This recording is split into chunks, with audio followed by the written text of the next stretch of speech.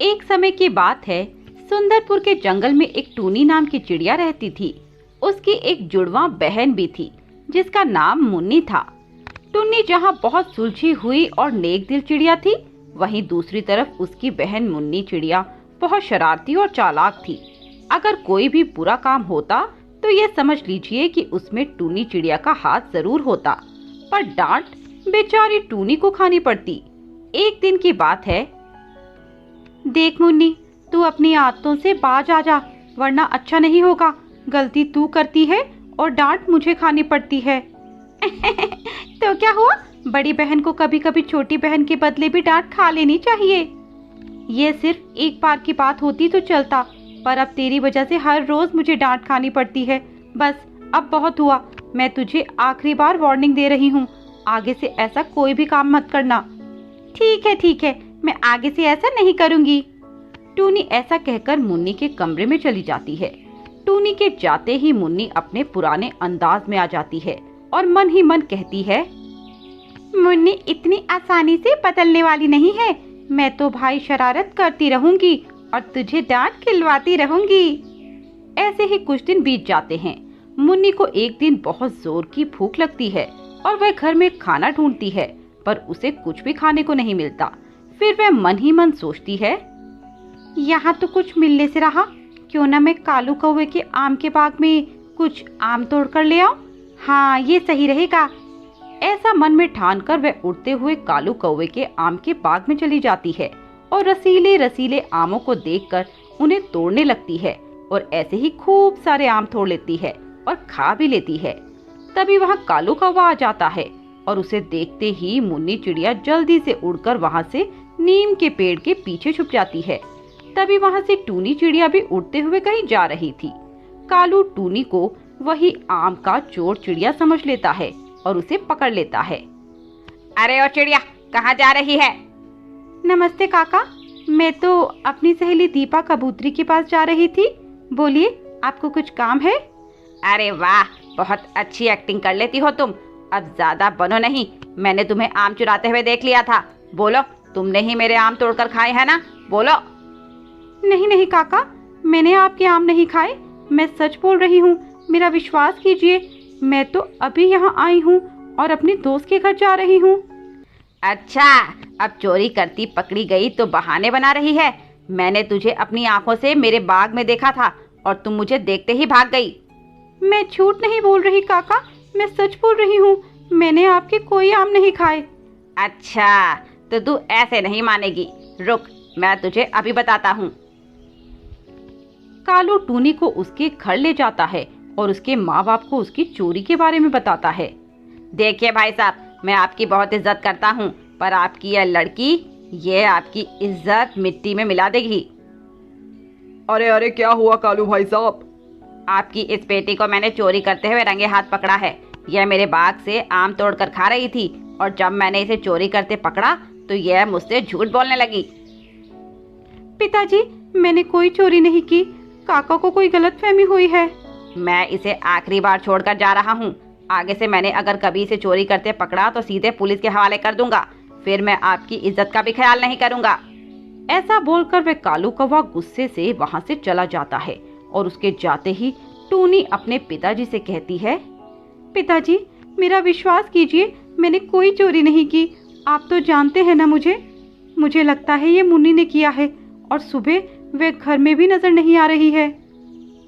हाँ बेटा, ये उसी का ही काम होगा, आने दे उसे, देखता हूँ।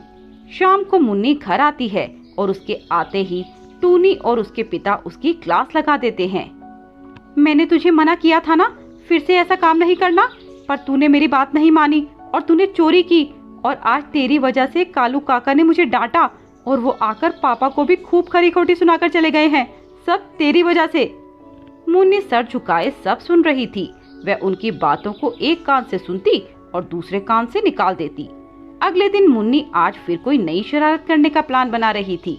फिर उसे चुन्नू तोते का ख्याल आता है और वह उसके घर जाकर उसकी पत्नी के कान की सोने की झुमरी चुरा लेती है। उसे चोरी करते हुए चुन्नू देख लेता है। वह उससे बचने के लिए उड़ती हुई भागे चली जाती है। रास्ते में मुन्नी से वह झुमकी कहीं खो जाती है। हे भगवान, अब तो वो चुन्नू तोता मुझे छोड़ेगा नहीं। अब मैं क्या करूं? बेटा बस से भागकर तू कहाँ जाएगी? अब चल मेरी पत्नी की कान की झुमकी दे। काका, मुझसे वो कान की बाली गुम हो गई, मुझे माफ कर दो। क्या तूने वो झुमकी खो दी? मुझे नहीं पता, तू मुझे मेरी झुमकी वापस दे। तभी टूनी उड़ती हुई वहां आ जाती है। मुन्नी रोते हुए उसे पूरी कहानी बताती है। मुन्नी, मैं तुझे कितनी बार समझा चुकी हूँ कि यह शरारत मत किया कर। इन सब का तुझे एक दिन खामियाजा भुगतना पड़ेगा। अब मैं तेरी कोई मदद नहीं कर सकती। माफ कर दो, माफ कर दो। मैं आपसे वादा करती हूँ आगे से कोई शरारत नहीं करूँगी, आपको कभी परेशान नहीं करूँगी। पक्का वादा? हाँ दीदी, पक्का वादा। इसके बाद टूनी उसे वह झुमकी दे देती है। ये रही वह झुमकी, ले दे दे काका को। मैं जब यहाँ आई तो मुझे यह झुमकी पड़ी हुई मिली थी, पर मैंने तुझे यह झुमकी पहले इसलिए नहीं दी क्योंकि मैं तुझे तेरी गलती का एहसास करवाना चाहती थी। इसके बाद मुन्नी सुधर जाती है और कभी फिर से शरारत ना करने का प्रण लेती है। सुंदरवन के जंगल में एक टुनटुनी नाम की चिड़िया अपनी माँ रूपा चिड़िया और सौतेले बाप सोनू कौवे के साथ रहती थी। सोनू बहुत लालची और कामचोर कौवा था। उसने रूपा चिड़िया से शादी उसके पैसों के लालच में ही की थी। वह रूपा की बेटी टुनटुनी को बिल्कुल पसंद नहीं करता था। वह उससे बहुत काम करवाता। एक दिन की बात है, रूपा अपनी दोस्त कोमल कबूतरी से मिलने बाहर गई हुई थी। तभी वह सोनू कौवा टुनटुनी चिड़िया के पास आता है और उससे कहता है, अरे टुनटुनी चिड़िया, चल मेरे लिए एक गिलास पानी लेकर आ। टुनटुनी अपना होमवर्क कर रही थी, इसीलिए उसे सोनू कौवे की आवाज सुनाई नहीं देती और वह अपने काम में ही लगी रहती है। जब वो सोनू को पानी का गिलास लाकर नहीं देती तो सोनू बहुत गुस्सा हो जाता है और उससे गुस्से में कहता है, ए तुझे सुनाई नहीं देता क्या? मैं कब से तुझसे पानी लाने के लिए बोल रहा हूँ। माफ कर दीजिए पिताजी, मुझे सुनाई नहीं दिया, मैं अपना होमवर्क कर रही थी। चल चल, ये बहाने मत बना। चल मेरे लिए एक कप चाय बना कर ला, जल्दी कर। पर अभी तो आपने पानी के लिए बोला था। तो मैं चाय नहीं पी सकता क्या? अब मेरा मन पानी पीने का नहीं है, चाय पीने का है। तो तुझसे जो कहा है वह पूरा कर और जल्दी से मेरे लिए गर्मा गर्म चाय बना कर ला। पर पिताजी, मुझे चाय बनानी नहीं आती, मैं कैसे चाय बना पाऊंगी? तो चाय बनाने के लिए क्या मैं तेरे स्वर्गवासी बाप को बुला कर लाऊं? चल अब ज्यादा मेरा दिमाग मत खा और मेरे लिए अच्छी सी चाय बना कर ला। सोनू की ये बातें सुनकर टुनटुनी रसोई में चली जाती है और जैसे तैसे सोनू के लिए चाय बनाती है और उसे लाकर देती है। ये लीजिए चाय पिताजी। सोनू वो चाय पीता है और उस चाय का टेस्ट बिल्कुल खराब था, इसीलिए वह चाय टुनटुनी के ऊपर फेंक देता है। ये चाय बनाई है तूने, ले पी ले खुद ही। इतनी बड़ी हो गई पर कुछ काम नहीं आता, एक ढंग की चाय बनानी भी नहीं आती। पता नहीं कब तक इन दोनों माँ बेटी को झेलना पड़ेगा। पिताजी, मेरा चेहरा बहुत जल रहा है, मुझे बहुत दर्द हो रहा है, मुझे डॉक्टर के पास ले चलिए। तेरी माँ मुझे कोई नोटों की गड्डी नहीं थमा गई जो मैं तेरे ऊपर खर्च करता फिरूं।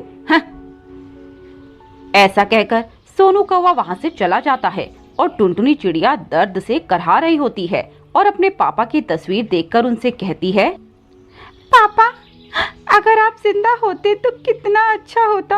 आप मुझे कितना प्यार करते और बहुत जगह घुमाने के लिए भी ले जाते, पर ये पिताजी ऐसे नहीं हैं।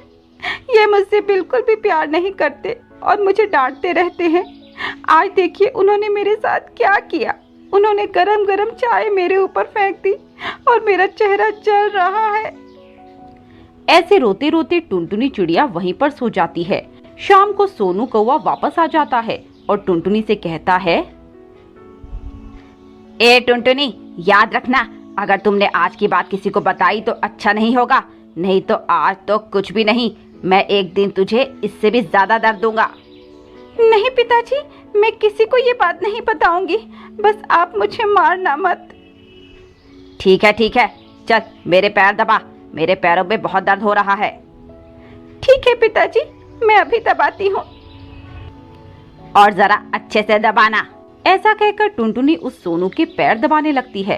तभी सोनू उससे कहता है, तेरे हाथों में जान नहीं क्या? जरा ढंग से दबा। खाने को तो पूरा दिन खाती ही रहती है, पर शरीर में जान बिल्कुल भी नहीं है। ठीक है पिताजी, मैं और अच्छे से पैर दबाती हूँ। ऐसा कहकर टुनटुनी सोनू के पैर अच्छे से दबाती है। तभी रूपा चिड़िया वापस आ जाती है और टुनटुनी को सोनू के पैर दबाते देखकर टुनटुनी से सवाल करती है। बेटा टुनटुनी, तू ये क्या कर रही है? और सोनू जी, आप क्यों टुनटुनी से पैर दबवा रहे हो? आपको शर्म नहीं आती इतनी छोटी बच्ची से ऐसा काम करवाते हुए? नहीं माँ, इसमें पिताजी का कोई दोष नहीं है। वो तो मैंने ही पिताजी से पैर दबाने के लिए कहा था, क्योंकि पिताजी दिन भर कितनी मेहनत करते हैं, इसीलिए वे थक जाते होंगे। तो क्यों ना मैं उनके पैर दबाकर उनकी कुछ सेवा कर दूं? हाँ रूपा, हाँ, मैं तो टुनटुनी बिटिया को कब से मना कर रहा था, पर ये मेरी बात सुन ही नहीं रही थी। फिर मैंने सोचा क्या बच्ची का मन दुखाया जाए, इसीलिए मैंने भी इसकी मांग मान ली।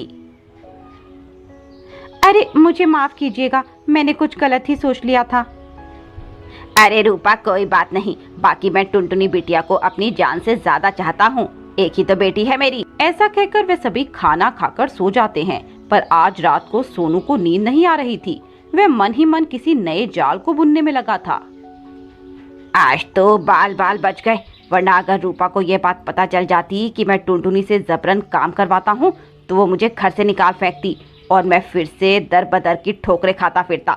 समझदारी इसी बात में है कि अपने प्लान को जल्द से जल्द पूरा किया जाए और इन दोनों माँ बेटी को मार के यहाँ से 9-2-11 हुआ जाए। अगली सुबह सोनू कौवा जल्दी उठकर सबके लिए नाश्ता बनाता है और उस नाश्ते में जहर मिला देता है और सबको खाने के लिए बुलाता है। आ जाओ रूपा और मेरी प्यारी बेटी टुनटुनी, जल्दी आ जाओ। देखो पापा ने आप दोनों के लिए अच्छा अच्छा खाना बनाया हुआ है, जल्दी से आ जाओ। अरे वाह, खुशबू तो बहुत अच्छी आ रही है। पर आपने क्यों सुबह सुबह इतनी मेहनत की? मैं उठकर खाना बना देती ना। अरे तुम तो रोज खाना बनाती हो, आज मैंने बना लिया तो क्या हो गया। चलो यह सब छोड़ो और तुम दोनों नाश्ता करो। ऐसा कहकर वे दोनों खाना खाने लगती हैं। कुछ ही निवाले खाने के बाद वे दोनों बेहोश हो जाती हैं और सोनू जोर जोर से हंसने लगता है। ये हुई ना बात, ये दोनों माँ बेटी तो भगवान को प्यारी हो गई हैं, तो देर किस बात की, सारा पैसा और जेवर लेकर यहाँ से भाग जाता हूँ। वे लोकर से पैसे और ज़वारात निकालकर भागने लगता है। तभी रूपा और टुनटुनी जाग जाते हैं और उसे पकड़ लेते हैं। ऐसे नहीं जाने देंगे आपको पिताजी, पहले प्रसाद तो लेते जाइए।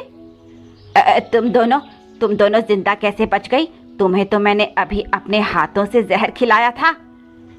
हाँ, मुझे पता है कि तुमने हमें मारने के लिए खाने में जहर मिलाया था और तुम हमें मारना चाहते थे, पर अफसोस यह हो ना सका, क्योंकि मैंने तुम्हें पहले ही खाने में जहर मिलाते देख लिया था और उसके बाद मुझे टुनटुनी ने सब सच बता दिया कि कैसे तुम मेरे जाने के बाद उस पर अत्याचार करते हो। तुम्हें शर्म आनी चाहिए सोनू कौवे, मैंने तुम्हें अपना पति माना और अपनी बेटी का बाप, पर तुम विश्वास के लायक ही नहीं हो। हाँ माँ, ये बहुत गंदे पिताजी हैं, मुझे ऐसे पिताजी नहीं चाहिए।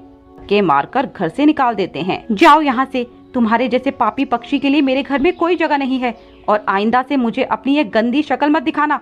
निकल जाओ यहाँ से।